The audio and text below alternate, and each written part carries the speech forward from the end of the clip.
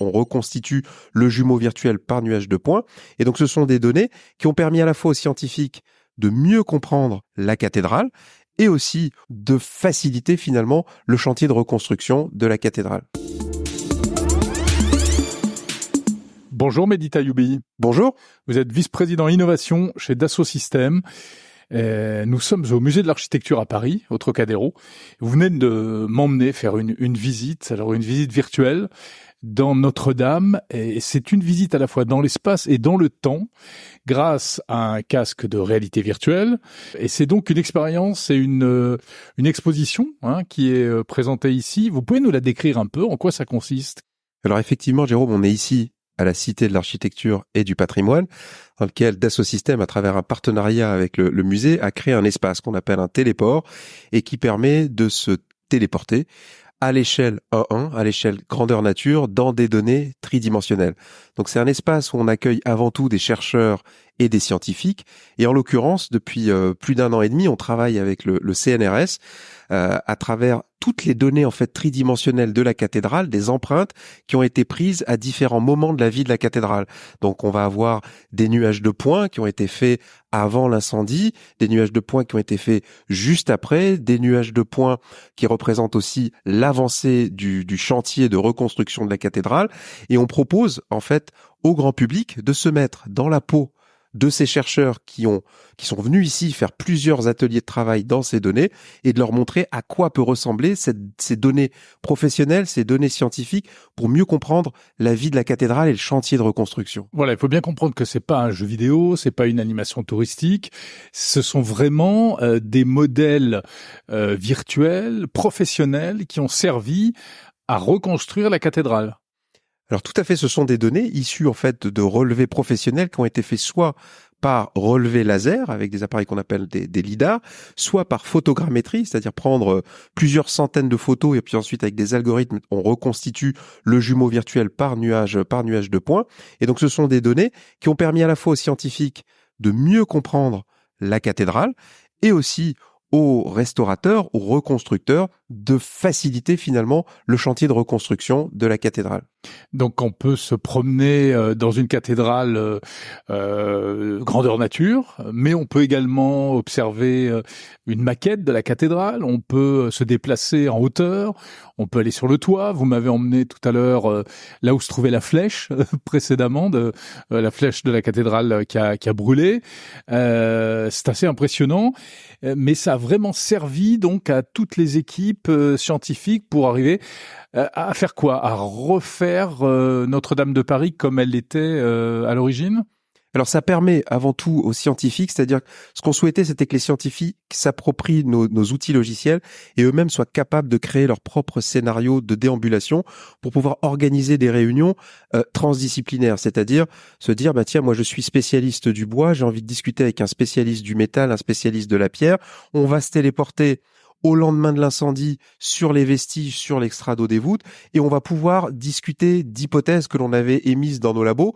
Mais finalement, le fait de se retrouver à plusieurs téléportés dans ces données tridimensionnelles à l'échelle 1:1, ça facilite les discussions, ça facilite aussi la validation de certaines hypothèses. Je prends pour exemple ce qu'on a fait par exemple avec le groupe de travail bois, qui eux étudient les datations des vestiges en bois de charpentes qui ont été retrouvés, essayer de comprendre leur localisation initiale par rapport à la charpente d'origine, pour pouvoir en fait affiner par exemple des hypothèses de datation en se disant tiens, le bout de bois, le vestige que j'ai étudié en laboratoire, si je retourne dans le temps, je remonte dans le temps et je vais sur l'extrado des voûtes, je peux voir ce bout de bois, ce vestige sur l'extrado tel qu'il était après l'incendie, et se dire tiens, a priori il a dû rouler de telle position à telle position, et si je resuperpose la charpente remodélisée, je vais me dire qu'elle vient de cet endroit-là, par exemple. Alors pour ceux qui ne sont pas spécialistes de l'architecture, qu'est-ce que c'est qu'un extrado? L'extrado, c'est l'extérieur des voûtes.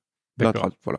Et donc, quand on se promène dans cette cathédrale virtuelle, donc il faut bien comprendre que ce sont des points, c'est un nuage de points. Donc l'image n'est pas, elle est à la fois ultra réaliste et pas ultra réaliste. C'est-à-dire que il n'y a pas forcément toutes les textures, il n'y a pas, voilà, tout le, mais en même temps, il y a beaucoup de détails et toutes les mesures sont exactes. On est vraiment dans une empreinte tridimensionnelle de la cathédrale, précises au millimètre, puisqu'en fait, on va faire des relevés, enfin, les relevés laser qui sont effectués permettent de prendre l'empreinte, la position de chaque point dans l'espace, son code colorimétrique, et donc c'est ce qu'on peut avoir vraiment de plus précis en termes de copie d'instantané de la cathédrale à un moment donné. Comment est-ce que vous avez fait, en fait? Vous êtes parti de quel type de document pour arriver à reconstituer ce jumeau numérique? Alors nous, ici, Dassault Systèmes, on met à disposition à la fois l'infrastructure du téléport et les logiciels qui permettent de collaborer, mais les données ont été prises en fait par différentes institutions. Alors par exemple, quand on se retrouve dans la cathédrale avant l'incendie dans les années 2012, on est dans la seule empreinte tridimensionnelle qui existe de la cathédrale avant l'incendie, et elle a été, ce sont des relevés qui ont été effectués par un chercheur qui s'appelle Andrew Talon, qui malheureusement nous a quittés, mais finalement a légué à la fois à l'établissement public Rebâtir Notre-Dame, mais aussi au CNRS, des données hyper importantes qui permettent d'avoir un témoignage tridimensionnel, cette empreinte avant l'incendie. Ensuite, d'autres données ont été effectuées, d'autres prises de mesures par les équipes du CNRS qui, par relevé laser ou par photogrammétrie, ont pu à différents moments du chantier capturer ces moments de vie de la cathédrale. On peut dire merci à Andrew Talon aujourd'hui, hein. Absolument, on peut dire merci à Andrew Talon et à Marie Talon qui a mis à disposition ces données pour les chercheurs et les constructeurs de la cathédrale. Oui, parce qu'il est décédé avant même l'incendie de Notre-Dame de Paris, c'est ça? Malheureusement, effectivement, Andrew Talon nous a quittés en 2018 et donc il n'a pas assisté à cette tragédie, et je pense qu'il n'aurait pas imaginé à l'époque que son travail finalement d'universitaire et son relevé allait être à la fois capital pour les constructeurs et pour les scientifiques. Ouais, c'est intéressant juste de raconter ça en quelques minutes. C'est que en fait, il était là et il a passé 3 jours sur place avec des lidars, donc des équipements qui permettaient de tout scanner intérieur, extérieur. Mais lui, il cherchait complètement autre chose. C'était pas du tout pour des questions de reconstruction. Alors, il était absolument pas dans une notion, on va dire, de préservation de la mémoire du bâtiment. Je pense qu'après l'incendie, on a réalisé à quel point ce type de relevé, de campagne de numérisation était importante pour préserver en fait la mémoire à différents moments de la cathédrale ou d'autres monuments. Au même titre qu'ici, vous êtes à la Cité de l'Architecture et du Patrimoine et vous avez des moulages au plâtre à l'échelle 1 du patrimoine français tel qu'il était au 19e. Et donc, c'est hyper important pour comprendre aussi la vie d'un monument. Donc aujourd'hui, on va plus utiliser le plâtre, on va utiliser ce type de technique. Et à l'époque, Andrew cherchait à valider une hypothèse qu'il avait sur le principe de construction de la cathédrale et avait besoin de prendre des mesures hyper précises des murs intérieurs, notamment de la cathédrale, pour pouvoir faire des mesures sur son ordinateur. Et puis après, il y a eu d'autres relevés, vous le disiez, avec d'autres procédés, ce qui fait qu'on peut voir la cathédrale avant et après l'incendie aussi. C'est ça qui est intéressant. Tout à fait, on peut voir la cathédrale avant l'incendie, juste après, c'est-à-dire vraiment, c'est-à-dire qu'on peut se téléporter des endroits où même les scientifiques ne pouvaient pas accéder, comme je vous disais, sur l'extrado des voûtes avec l'ensemble des vestiges, et on va pouvoir aussi suivre l'évolution du chantier de reconstruction de la cathédrale à travers d'autres relevés qui ont été faits à différents moments, les plus récents datant du mois de décembre. C'est la première fois qu'on fait ça pour un monument historique, Mehdi Taïoubi? Alors des relevés 3D pour les monuments historiques qui sont assez fréquents, parce que souvent quand on a par exemple des travaux de restauration à effectuer, l'architecte en chef va demander des relevés précis de certaines zones qu'il doit restaurer, mais souvent il va pas forcément travailler directement avec le nuage de points, le fichier brut. Il va demander aux entreprises en charge de cela de faire ensuite des vues en coupe, des plans d'architecte pour pouvoir ensuite avancer sur ces travaux de restauration. Mais là, c'est la première fois en fait que les scientifiques ont pu collaborer en s'immergeant dans de la donnée tridimensionnelle issue du nuage de points, et ça ouvre en fait des perspectives, notamment sur la préservation de la mémoire, et ça éveille aussi l'ensemble des acteurs à la nécessité de faire ce type de campagne de numérisation à intervalles réguliers. Alors il faut dire que vous aviez également déjà réalisé des jumeaux numériques, on peut appeler ça comme ça, de la grotte de Lascaux et de la grande pyramide d'Égypte, c'est ça?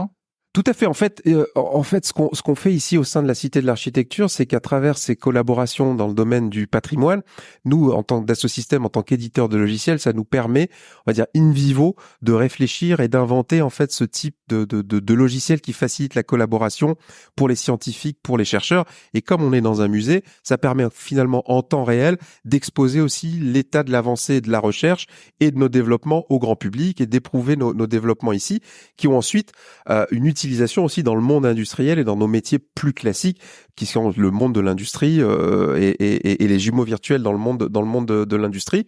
Et effectivement, le premier projet, c'était autour de la mission Scan Pyramids que je co-dirige.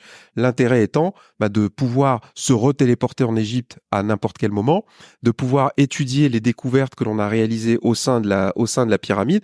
Et par exemple, actuellement, on a découvert sur la face nord de la pyramide de Khéops un couloir qui n'avait pas été vu depuis 4500 ans. On l'avait découvert par des techniques de myographie, on l'avait validé par des techniques d'ultrasons, de radar. Et en février de l'année dernière, on a pu, avec un petit trou de 5 mm, introduire un endoscope dans ce couloir qui n'avait jamais été vu, effectuer un relevé de 2000 photos, en faire le jumeau virtuel, et actuellement, on étudie avec les archéologues et les égyptologues ce couloir ici dans ce téléport, puisque c'est un couloir qui aujourd'hui est inaccessible. Il est inaccessible. Personne n'a jamais pu rentrer dans ce couloir. Sauf en réalité virtuelle. Et voilà. Impressionnant. D'autres projets en perspective? Alors, d'autres projets, absolument. C'est-à-dire qu'aujourd'hui, ce téléport est le premier du genre. Il a été incubé en termes d'innovation ici à la Cité de l'Architecture. Et on est en train de dupliquer le concept dans nos différents bureaux de Dassault Systèmes. Donc, on a un téléport en cours de construction aujourd'hui sur notre campus à Vélizy et d'autres en prévision dans d'autres sites de Dassault Systèmes pour pouvoir accueillir nos clients industriels dans des immersions, on va dire, liées à leurs données industrielles qui sont conçues dans nos logiciels et dans notre plateforme. Est-ce que vous pouvez nous dire également un petit mot de l'équipement qui est utilisé ici pour bien faire ces visites virtuelles? Qu'est-ce que ça permet aujourd'hui? Et est-ce qu'il n'y a pas des limitations? Et est-ce que vous avez des perspectives de dépasser ces limitations dans le futur? Alors aujourd'hui, l'équipement qui est utilisé, c'est-à-dire qu'on a besoin d'une bonne carte graphique 3D, c'est pour ça qu'on est encore équipé d'un sac à dos. Aujourd'hui, effectivement, il y a certaines expériences en VR, notamment grand public, où on a juste un casque, oui, mais on a, on va dire, la puissance de calcul d'un téléphone mobile sur un casque. Donc on est obligé de réduire finalement le nombre de polygones, le nombre de textures, le poids de ce qu'on va afficher. Aujourd'hui, on essaye aujourd'hui, comme on a des modèles hyper lourd, souvent affiché, des nuages de points. Par exemple, le nuage de points dont on parlait d'Andrew Talon, même s'il date de 2012, il est constitué d'1,4 milliard de points. Et donc aujourd'hui, ça sollicite énormément la carte graphique. Il faut que ça suive derrière. Il faut que ça suive. Donc on est confiant puisque de toute façon la puissance de calcul va continuer à augmenter. On va bientôt s'affranchir des sacs à dos et faire du rendu déporté. Mais finalement on est agnostique en termes de hardware. On a maintenu les caméras de tracking parce qu'on a besoin d'avoir, notamment quand on prend des mesures, quand on est en étude en immersion, on a besoin de prendre des mesures hyper précises.